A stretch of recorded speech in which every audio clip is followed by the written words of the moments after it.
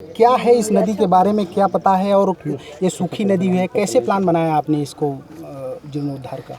जैसा कि आप जानते हैं, हमारे देश के अत्यंत लोकप्रिय माननीय प्रधानमंत्री आदरणीय मोदी साहब ने इस बार एक नया जल शक्ति मंत्रालय बनाया है और उस मंत्रालय के अधीन चूँकि हमारे देश में भी अब पानी की समस्या हो रही पीने के लिए, सिंचाई के लिए, तो इसी तहत एक जल शक्ति मंत्रालय माननीय प्रधानमंत्री द्वारा बनाया गया है। और उस जल शक्ति मंत्रालय के तहत जितने हमारी वाटर बाजी, चाहे नदी हो, तालाब हो, झील हो, पोखरें हों, इन सब को जीर्णोद्धार करना, इनको पुनर्जीवन प्रदान करना और जगह जगह चेक डैम बनाकर इनके पानी को रोकना, जिससे इनका पानी रिस कर रिचार्ज होकर नीचे जाए और भूमिगत जल स्तर हमारा बढ़े। उसी के क्रम में हम लोगों ने यहाँ पर जो कर्णावती नदी है, जो हमारी 19 ग्राम सभाओं से चल करके और माँ गंगा से जाके मिलती है, ये लगभग मृतप्राय हो चुकी है, इसमें जल नहीं बहता है, तो उसको हम लोग पुनर्जीवित करने का बीड़ा उठाया है और कर्णावती पुनर्जीवन अभियान के नाम से हम लोगों ने इस अभियान को शुरू किया है।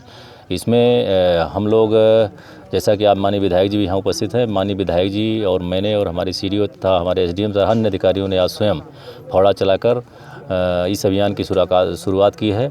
और साथ ही साथ हम लोगों ने, हमारे ज़िले भर के अधिकारियों ने आज सारे जो हमारी 19 ग्राम पंचायतें हैं, सब में हमने ज़िले स्तरीय अधिकारियों को नोडल अधिकारी लगा रखा। एक एक पॉइंट पर कम से कम 4-4, 5-5 अधिकारी लगे हुए हैं। तो सारे लोग आज मिल करके इस नदी का पुनरुद्धार कर रहे हैं और स्वयं खुदाई कर रहे हैं।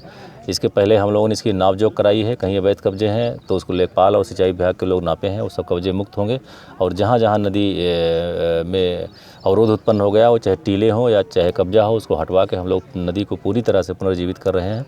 और जब नदी पुनर्जीवित हो जाएगी तो हमारे यहाँ जो 19 ग्राम सभाएँ हैं, इसमें बहुत सारे गांव भी लगे हुए हैं, इनके पशुओं के पानी के लिए और इनके अन्य जल की जो उपयोगिताएँ हैं उसको पूरी होंगी। चूँकि नदी का जल स्तर नीचे जाएगा और पानी रिस करके जाएगा तो भूमिगत जल ऊपर आएगा और हमारे जो हैंडपम्प वगैरह सब सूख जाते हैं, उनमें हमेशा पानी रहेगा और हमारे लोगों के पीने की समस्या, पशुओं के पीने की समस्या और सिंचाई की समस्या सॉल्व होगी। अच्छा, कब तक लक्ष्य बनाया है कि इस नदी को आप? हम जब तक ये नदी में पानी नहीं चलने लगेगा, अर्थात बारिश नहीं हो जाएगी, जब तक इसमें काम करने लायक रहेगी, तब तक हम लगातार खोदते रहेंगे। बताया होगा कब से सूखी है ये नदी?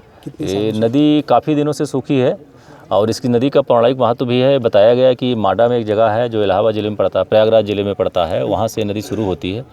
जो पौराणिक किंवदंती है कि जब हमारे पांडव जो थे वो लाक्षागिरी में बंद थे और उसको कौरवों ने उन लोगों को मारने का प्रयास किया था, तो सारे पांडव तो निकल गए थे लेकिन भीम उसमें रह गए थे। और कौरवों ने सोचा कि भीम मर गए हैं तो उनका पिंडदान करने के लिए यहाँ एकत्रित हुए थे। और चूंकि पिंडदान के लिए पानी नहीं था तो उन्होंने कर्ण से अनुरोध किया था और कर्ण ने यहाँ बाण मारा था तो पानी निकला, तभी से इसका नाम कर्णावती पड़ा है।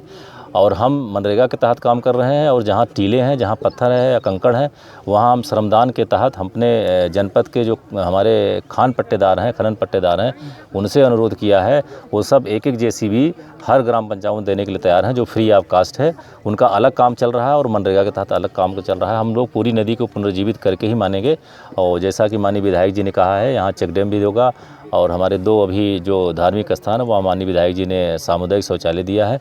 और हम बीच बीच में माननीय विधायक जी को लाते रहेंगे और नदी की खुदाई को दिखाते रहेंगे। और जहाँ ग्रामवासियों की ज़रूरत पड़ेगी, मैं जिला प्रशासन की ओर से जो योजनाएं उसको लागू करवाऊंगा और समय से माननीय विधायक जी से भी अनुरोध करूंगा कि वो भी जनपदियों के लिए जो नदी किनारे बसे हैं उनको कुछ न कुछ अपनी निधि से देते रहें। धन्यवाद।